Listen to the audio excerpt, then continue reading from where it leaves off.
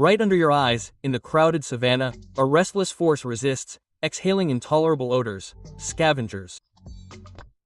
While lions and leopards attract attention, these creatures seem misunderstood, transforming death into something new.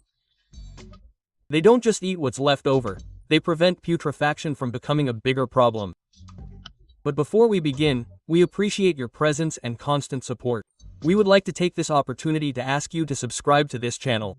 This helps us beat the algorithm and continue bringing you content like this. Today's topic is not about just any animal. We are going to talk about a specific group, extremely important for the balance of an ecosystem and for the preservation of public health. An opportunity to observe up close the importance of scavengers in the African savannas. Today's video begins with the least visible side. Close your eyes. Imagine a bird flight. But they are not as pretty as those seen in tropical places. I'm talking about those that emerge from above, circling over some animal waste. They are vultures, and they fly with geometric precision, keeping their attention fixed. Vultures circle in the sky above the bodies, taking careful aim. They hover between life and death, sniffing from afar for the next opportunity to eat. Marabou storks seek out smaller prey, always between life and death. Sometimes accompanying the last moments of those who in desperation tried to escape from the fires and ended up caught in fatal traps with their strong beaks capable of cracking skulls, these birds have become in the collective imagination constant symbols that a bad omen is about to come true.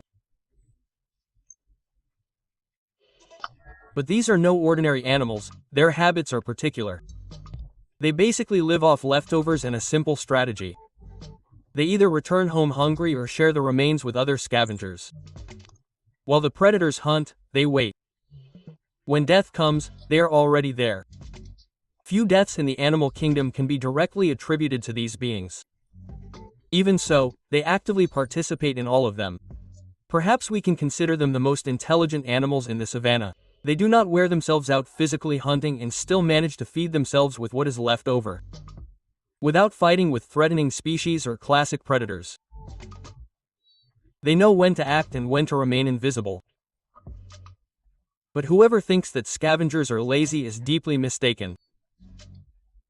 The colossal amount of carrion they remove not only improves the health of the communities near the savanna, it represents an organized cleanup that works 24 hours a day, 7 days a week, 365 days a year. A tireless effort of cleaning, feeding and indirectly of preserving human lives, thus making them one of the most intriguing species in nature. However, we are not talking directly about a single species, but about a group of animals that are connected by the way they interact with the environment, whether in the search for food or in the defense of their territories. In Jar, Ethiopia, for example, scavengers remove about 207 tons of carcasses per year from the area around the city alone. This drastically reduces the risk of diseases like anthrax and tuberculosis that spread rapidly when carcasses are left abandoned. Eating rotting flesh, as disgusting as it may seem, actually helps maintain public health. And the strangest thing is, they didn't even need to do this work. After all, we were the ones invading their natural habitat, yet they continue to do something that few people would have the courage to do. It obviously helps that they are constantly feeding, without physical effort, energy expenditure, or imminent risk of injury or death. I said that scavengers are especially intelligent because while most of them are not large predators, some are extremely strong and fully capable of hunting live prey, but choose not to. That may be one of the most interesting parts of this video, and I guarantee that I will introduce each of these scavengers in a way that does justice not only to their fame, but to the latest scientific discoveries about them. It is important to note, however, that these animals, both those that fly and those that walk, form a hidden network that cares for life, each in its own way, with its changes over time and its own habits, ensuring that the cycle of nature continues to turn. There is almost an implicit communication between them, the end result of which is the preservation of nature in an integrated way. Without them, the savanna would cease to be a balanced place and would become an open field for diseases, toxic gases and biological collapses. Today I invite you to stay with me and enter this rarely seen world. We are going to take a close look at vultures and marabouts, how they act, how their bodies work, what they do for the environment and the problems they face in a continent that is changing rapidly. To understand scavengers is to perceive that even in death there is order and that without them life as we know it would not continue. In the scenario of African cleansing, three main figures have different roles, but all are fundamental. They lead the charge in organizing decomposition, transforming remains into something that keeps life moving. They are the vultures and the marabouts. Animals that many ignore, but that have impressive adaptations and master the service of dealing with death. Vultures flying at more than 6,000 meters. Vultures are like sentinels in the sky, always alert. They can see a dead body up to 6 kilometers away, even with tall grass or strong sun in the way. But what really impresses is not just their vision, it is their stomachs. Their digestive juices are extremely acidic, about 10 times more than ours. This destroys dangerous bacteria such as Salmonella, Clostridium and anthrax, transforming what would be a risk into a safe meal. One of the reasons these animals have evolved in such a precise and balanced way is an evolutionary burden left by their ancestors, which made them efficient in flight and accurate in hunting. There are several species of vultures, but most use the sky as a kind of living map. For these creatures, it's like looking at a restaurant menu, except that they majestically manage to perceive geographical details from kilometers away that are indistinguishable to any other being. This alone shows that vultures have acute vision and refined senses that help them faithfully capture their environment and understand the structures and challenges they will face on Earth in search of food that offers them the greatest benefit. Among the most important are the Cape vulture, which lives in southern Africa, and the Rupel's vulture, famous for flying higher than any other bird. It has already been recorded at an altitude of 11,000 meters. Both are at serious risk of extinction, mainly due to intentional poisoning. In 2021 in Spain, 54 died from Carvo Farano, and that was not an isolated case. It is a worldwide problem between livestock farmers and these animals, fueled by misinformation and the dispute over space. The conflict between livestock farming and wild animals is an old one and seems increasingly difficult to resolve. As long as economic interests continue to prevail and the unbridled growth of environmental exploitation is the rule rather than the exception, it is difficult to see a way out. The most discouraging part of all this is that vultures continue to be operators and overseers of the skies, an essential asset in preserving health on Earth. Although their efforts go unnoticed, their beneficial impacts are felt by all of society, even on a global scale.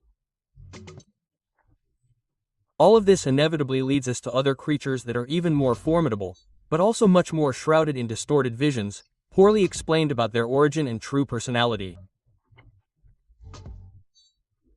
Try to forget that classic reinterpretation of the cartoon The Lion King, where vultures are portrayed as smiling villains. The truth is far from that, and smiles are only misunderstood for the vital function they perform. Strong and muscular, the vultures do a different but equally necessary job than the vultures.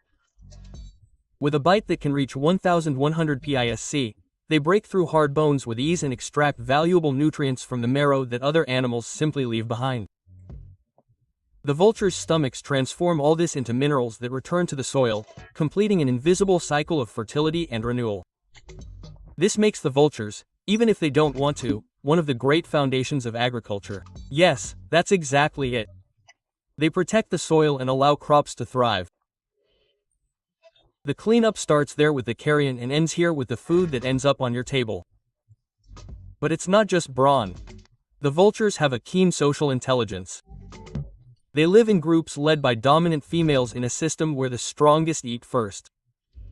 This type of hierarchy may seem cruel at first glance, but it ensures that there are no fights between members of the clan.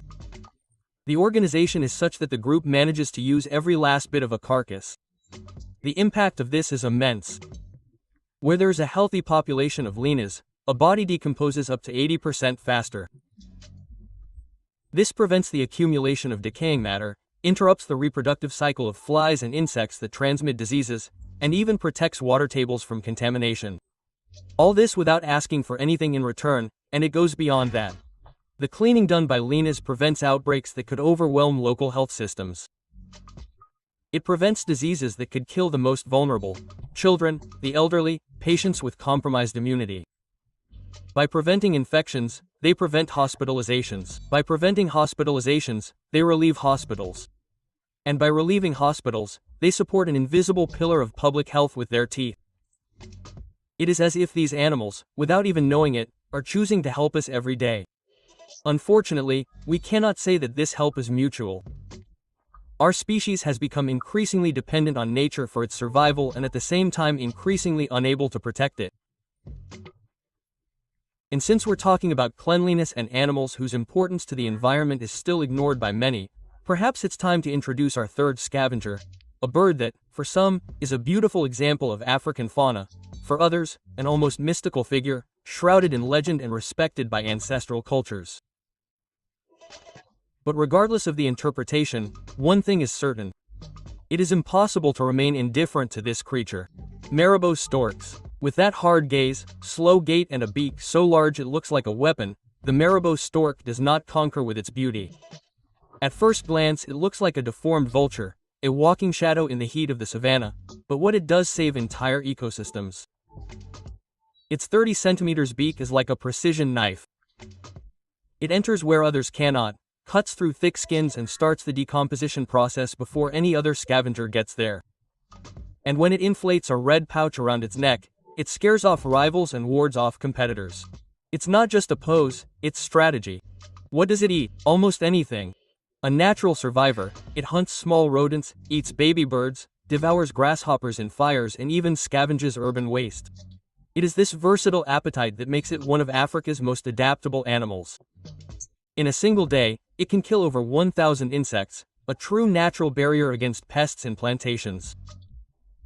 While large predators receive fame, admiration and even documentaries, marabouts work in anonymity doing what no one wants to do: cleaning up after themselves. They may not have magazine cover beauty, but they have something better: efficiency. And that is what keeps the savannah breathing, but the balance is crumbling. As cities grow out of control, people are losing touch with what these animals really do. Revenge, superstition and ignorance are transforming guardians into enemies. Many scavengers are being killed, deliberately poisoned by cattle ranchers who mistakenly believe that vultures are a threat when in reality they are a solution. One of the cruelest and most common methods: poisoning carcasses with carbofuran, a banned, lethal pesticide. A single contaminated carcass can kill dozens of birds in a few hours. This is what happened in Spain with 54 griffon vultures killed in one go. This is no accident, it is a massacre. Things get worse with marabouts. Not because of livestock, but because of fear, legend, or belief. Their somber appearance, their nocturnal habits, the way they appear out of nowhere. All this feeds the idea that they bring bad luck. In some places, they believe that they carry lost souls or announce death. As a result, they are persecuted, frightened, and killed in rituals. They become villains based on fantasy when in reality they are heroes based on function. With no space in nature, many migrate to where human waste dominates. In Nairobi and Jahar, marabouts and vultures roam landfills and outskirts, eating leftovers, packaging, and even toxic products. Almost half of their diet there comes from our garbage. This destroys the bodies, health and ecological function of animals. A serious example comes from India. Wild elephants found with kilos of plastic in their stomachs after rummaging through landfills in Katwa. What seems like adaptation is actually desperation. No animal should have to depend on human society to survive, but there is light. Initiatives like the Rewilding Portugal project are trying to fix this imbalance. There, carcasses are left in protected areas, far from cities, so that vultures and other scavengers can fulfill their role without being hunted or forced to live off our garbage. It is a simple and effective way of restoring the natural order of things. And the truth is, scavengers were never just ugly animals. In Africa, they are part of the soul of the people. For the Maasai, in Kenya and Tanzania, vultures are bridges between the living and the dead. When they fly high, silently, they are carrying messages to the world of the ancestors. In certain rituals, they leave a dead goat in sacred places, not as an offering, but as a code. When vultures appear, it is a sign that the ancestors heard and the vultures outside of Africa are misunderstood. There they are sacred. For many peoples, they carry souls that have not yet rested. That is why killing them is a grave sin. It can unbalance the entire cycle of family rebirth. They are feared and revered. A strange but real duality. This sacred connection is not just an idea. It transforms how people deal with these creatures, from funeral rituals to decisions about hunting and territory. A flying vulture or a screaming vulture at night can be a warning sign, or even a blessing depending on where and how it happens. But with the world increasingly connected and Western media occupying space, these ideas began to change. Films and programs aimed at the general public shaped a new imaginary. I know it may seem overly optimistic to put the responsibility of teaching how we should treat animals on the film industry's shoulders, but I confess that this is a promising aspect of our future, an opportunity to restore the zeal and care that was neglected decades ago. There is also a joint effort between NGOs, conservation projects, and independent filmmakers to try to reverse this scenario, showing how the vultures clean everything, how vultures prevent diseases, and how marabouts have spiritual value. These works aim to change people's perspectives, not only to save animals, but to restore the respect they once had. Indirectly, I hope this video has contributed at least a little to that purpose, to show that there is a lot of prejudice and misinformation in the world, and that many times we are the greatest prisoners of our own distorted ideas. These creatures have existed for millennia. They went through long evolutionary cycles because they understood better than anyone what the real environmental evils are that need to be avoided. I don't think it's by chance that they are still among us. They are proof that in nature, it is not the strongest who survives, it is the most adaptable. It is the one who molds, who observes, who persists. And this will be even more important in the coming years. A time when we should take an active stance in relation to the nature that we harm so much. Observing how different species act together to maintain balance is more than learning, it is inspiration.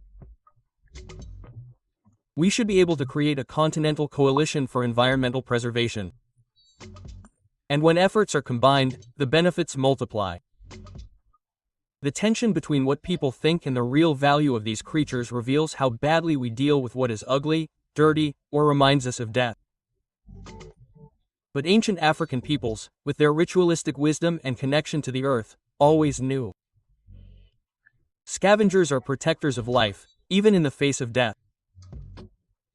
If we listen to these stories and rescue this way of seeing the world, we do not only save them, we improve our own way of existing. What will happen to Africa's scavengers, these silent purveyors of the balance, depends on our ability to abandon prejudice.